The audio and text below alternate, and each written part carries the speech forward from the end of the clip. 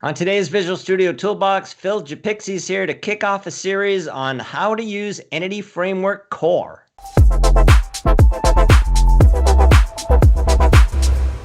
Hi, welcome to Visual Studio Toolbox. I'm your host, Robert Green, and joining me today is Phil Japikse. Hey, Phil. Hey, Robert. How are you? Great. Welcome back to the show. Thanks. Good to be back. It's been a while. Phil Japikse is my guest. That means we're doing a multi-part series. Absolutely. We've done some epic ones. We did an 8-parter on design patterns a while back. Yep, still get lots of great feedback on that series. Yes, I loved that one. Also did one on unit testing. Was that like 4 episodes or something? 4, 5, I don't know. It all runs together when you're having so much fun. I know. And today we're going to kick off, we're going to take a different approach to our series this time. We're going to do Entity Framework Core, but we're going to start from the beginning. This is going to be a introduction to Entity Framework Core. Correct. And so just if you're watching this and you've been using Entity Framework Classic, or if you've been tinkering with Entity Framework Core, you might want to just kind of, double the speed on this one. And later in this series, we'll do a deep dive into all the awesome sauce that is in Entity Framework Core, but we want to get people up to speed on ORMs in general and EF Core specifically in these first few episodes. So this is part 1 of a multi-part, and is it safe to say that Entity Framework Core is to Entity Framework as ASP.NET Core is to ASP.NET? So it is the version that is aimed at the .NET Core runtime? Yeah, so if you want to make that analogy, it is important to note that both ASP.NET Core and EF Core are complete rewrites of their classic versions. So they are similar in name, they are similar in goal, but under the covers, they're vastly different. But the way you use them is more the same than different. Is that correct? That's correct. Yeah, there's a lot of new features that came in EF Core that we'll cover in later episodes, but from the general perspective of an object relational mapper, which is what EF is, the general concepts are the same. Okay, so I guess that's a great place to start because anytime I see a technology, I like to ask, what is this thing? Why was it invented? What problems is it trying to solve? And then how do you use it? So correct. What is an object relational mapper? What is Entity Framework? So databases tend to store their data very relationally, hence the name relational databases. So you'll have a customers table, you'll have a products table, you have very specialized, it's called normalized tables based on the data. The problem is our applications don't work that way. We tend to work with domain objects. So if you're looking at a customer, you're also going to want to see that customer's orders and their order details and their products related. So we have this disparity between what our application needs and what is optimized for the database. So that's where the ORM, or the object to relational mapper, comes in. So it enables us to very, very simply convert what is good for the database into what is good for the application. Okay, so it's not right. So it's not about how you talk to the database, because we've been able to talk to the database for a very long time. And in fact, before Entity Framework came on the scene, we were using ADO.NET, and before that we were using ADO, and before that other things. So it's less about the underlying talking to the database and more about how you get to work with the data in your apps. Yeah, correct. And Entity Framework and Entity Framework Core both use ADO.NET, or ADO.NET Core now, I guess you would call it, under the covers. Okay. So they're still using data providers, they're still using connections, command objects, and things like that. It's just extracted away from you. So I look at it this way. Everybody really appreciates indoor plumbing, right? We don't have to walk out to the outhouse. We don't have to dig a hole if we have to go to the restroom. Data access, I consider analogous to plumbing, right? Almost every application needs it, but I don't have customers coming up to me saying, "Hey, I need you to build a data access layer for me." I have customers coming up saying, "I need an app that does this," right? And data access is part of that. So there's not a perceived value add into data access. So any way we can streamline that process to provide more functionality for the business and spending less time on the plumbing. So I look at Entity Framework Core as the plumbing that every application needs, but we don't necessarily want to build, right? So in days past, and we'll see demos of this, we would have to create a command object, open a connection, write the query somehow to get data from the database, pull that back into either a data set, if you're looking at the older technology, or a table, a data adapter, and read through that data and populate models. Well, there's not a whole lot of business value add to that. It's a requirement. It's a necessity. Right. That's plumbing code. That's plumbing code. Right. Okay. And so the goal, as always, is to spend less time writing plumbing code and more time writing the logic that's useful for the app, business logic. Correct. Okay, so that sounds like a good overview of what it is. Let's see how it works. Sure. So I have some pre-built code here, but most of it we're going to be typing live. So that's always comical, but it'll work. So one thing I want to point out before we dive into the code is there's two different paradigms that you can use with Entity Framework Core. The first paradigm, which is what a lot of people who aren't using it will come into, is you have this existing database and you want to start using Entity Framework Core to query the data and to work with the data. But how does that work? Because we only have this thing called Code First. And Code First, in my mind, is one of the worst names that Microsoft marketing came up with, because what we really mean is code centric. So in EF6 or EF Classic, we had 4 ways of talking to a database. We had with a designer from an existing database, a designer with no database, and then what they called Code First with an existing database, and Code First with no database. So I want to stress that when we talk about Code First, we're really talking about code centric. So what I have here is a very simple project. Now I'm using the preview of EF Core 5. We can switch that back to 3.1.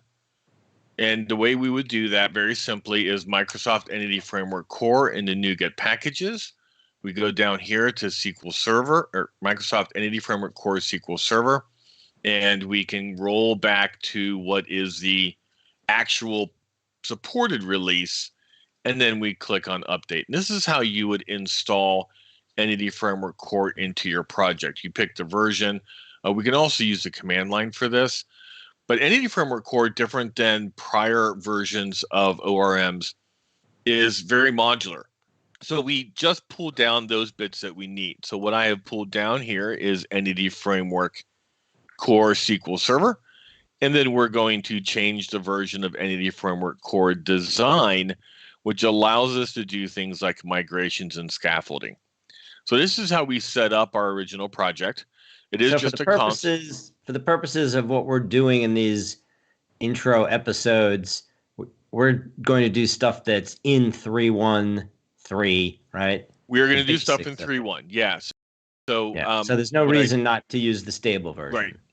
Yeah, the EF5 at the time of this recording is very, very early. And I don't want to confuse people with things that might be changing as it gets farther in the release cycle. Okay. All right. So now we've got our project set up. And what I want to do is I want to take AdventureWorks, which I have installed to local DB, and I want to run a command line interface process that will then take the existing database and create all of the Entity Framework Core objects that I need to work with it. So this is called scaffolding. We can also do the reverse, which we'll see in a later episode, where we actually build our database from code. but we're going to start with an existing database, and we're going to then create all of the objects that we need, and then we'll talk about what those objects do and see examples of that. And does this have to be a command line thing? Are there tools that make this easy? There is an add-in that was written by, and I don't remember his name, somebody on the EF Core team, but it's not built into Visual Studio out of the box.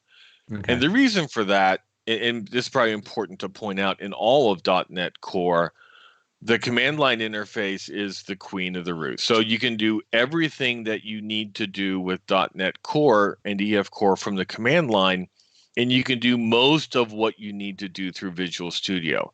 The reason that the team is focusing on the command line is not everybody's using Visual Studio. I could be developing this in Visual Studio Code, or I could be using Writer by JetBrains, or I could use any host of IDEs, Notepad if I was really not into productivity, and then do everything from the command line. So the command line comes first, and then Visual Studio follows.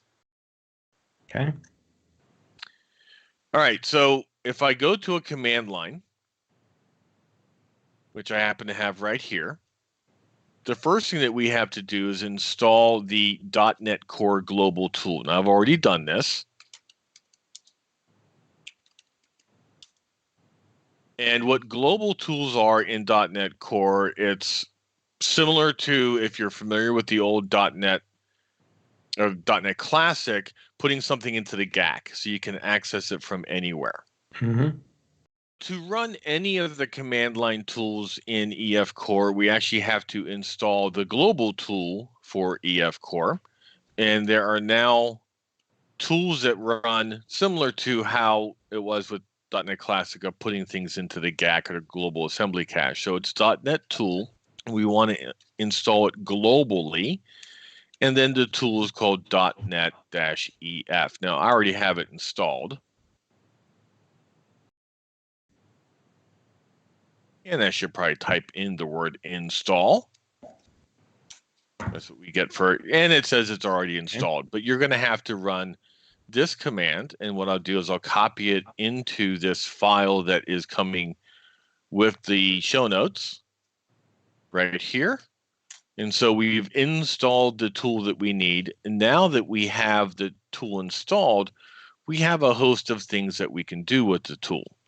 So we run .NET, which is a command line interface for all of .NET Core, and we type EF.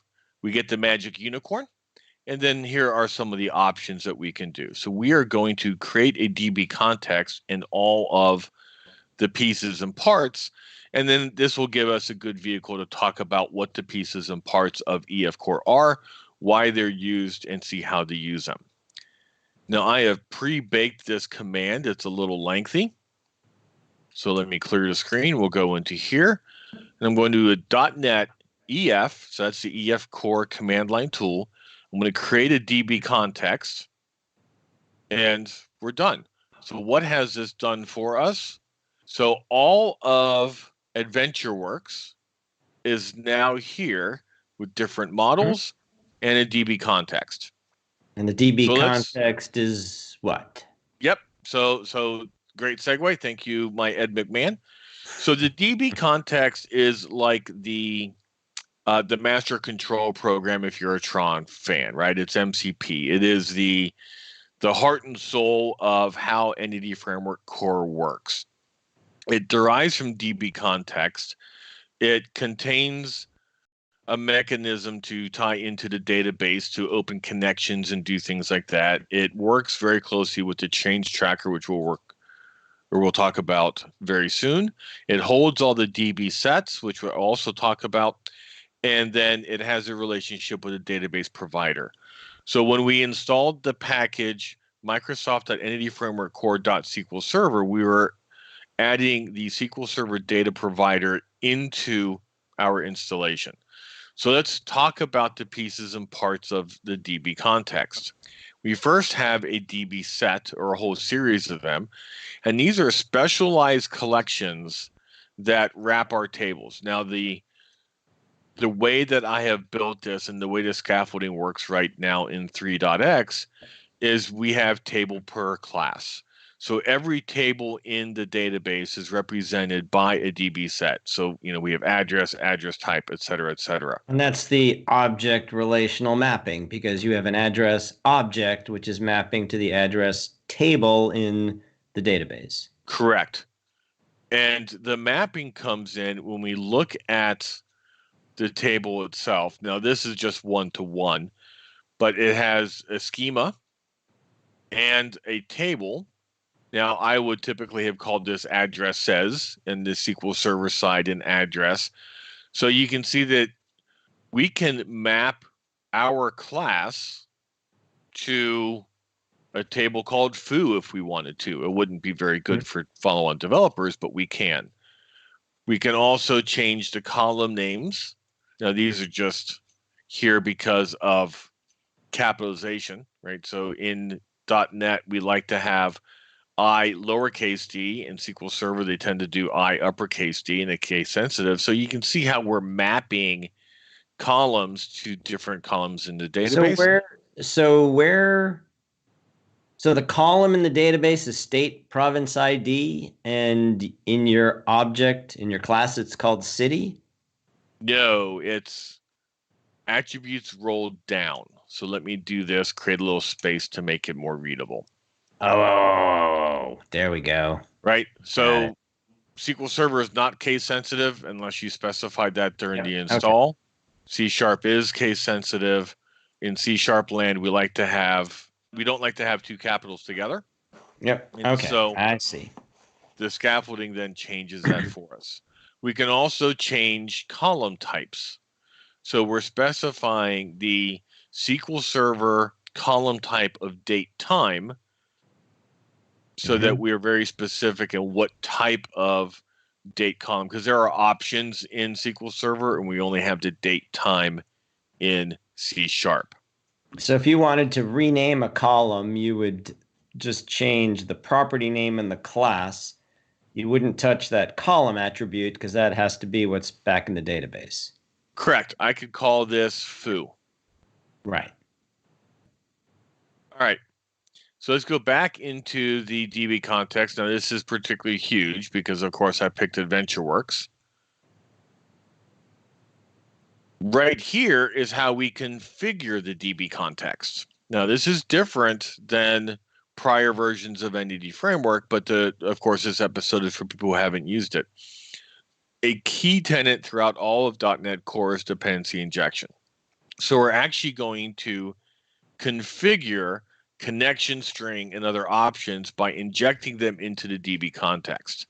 So we have the full power of that. If we scroll down a bunch, we have this on configuring. A lot of people brand new to EF and EF Core will use this. I'm going to tell you don't. We're actually going to delete this. What the on configuring method does is it provides a fallback mechanism to say that if you haven't configured this class, then we'll go ahead and configure it for you. So what we have here is a hard-coded connection string. So if you roll this into production and you forget to configure it, now you're trying to connect to your development database. Right. So we don't like to use this. So instead of deleting it, I'll just comment it out so that people who are looking at the code can see what we were talking about. The other thing that the DbContext does for us is provides a mechanism to further shape our database.